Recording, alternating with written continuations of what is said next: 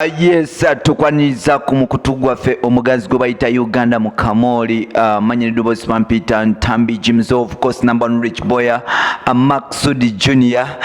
Tukomye ne program y'enganzi gye bayita Celebrity, the city celebrity talk, embeera nga nkuleetera ebintu ebifa ku baserevo mu kibuga Kampala of course neweru w'eggwanga. Olunaku lwa leero nno kuleetedde omuyimbi mwana muwala Hajjara Namukwaya, omu ku bakyala abakyasinze okubanga mbegulira erinnya mukola ebintu ebyenjawulo. Olunaku lwa leero si stunt ya 32 oba weevusi yeggudde, wabula gye bayita pan down challenge. Mwana muwala gwe bayita Space Diana gyavuddeyo n'akola.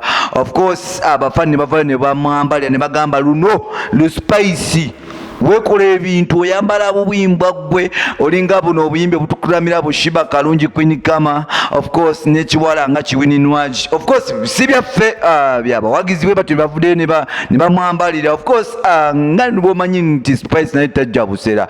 Spice yavuddeyo n'abagamba nti nze njagala mumpe ekitiibwa kuba am a dancehall artist, am a Queen Diva, nze nkuba music wa Jamaica, mwe munjagala because I'm crazy n'okola ebintu ebyekiralu nga Spice Diana.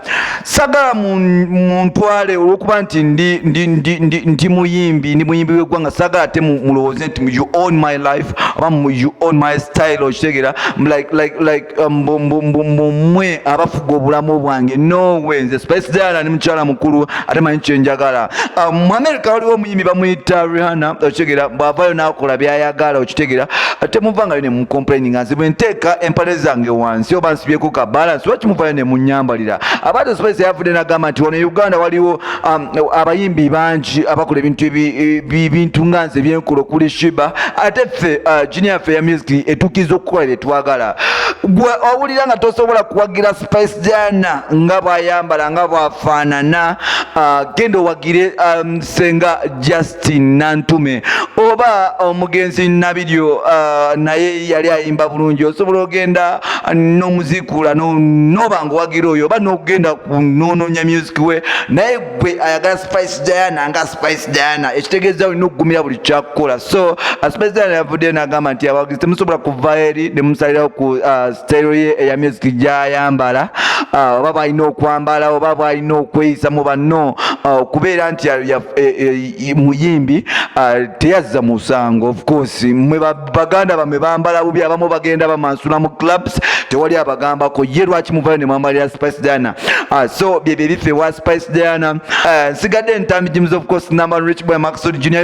You can comment. Waliwo chali wange tukola naye bamuyita Juliana, yanjigiriza bino ebintu. Okay, you can comment, osobola okulikinga, osobola okusubscribing. Ate njagala okugambako producer wange owakabye nti big up on yourself. Okola kyamaanyi naye nga maama. Eno kye bayita Empire Media ey'amaanyi ey'akabi. Big up on yourself. Twegweko mu episode yaffe eddako.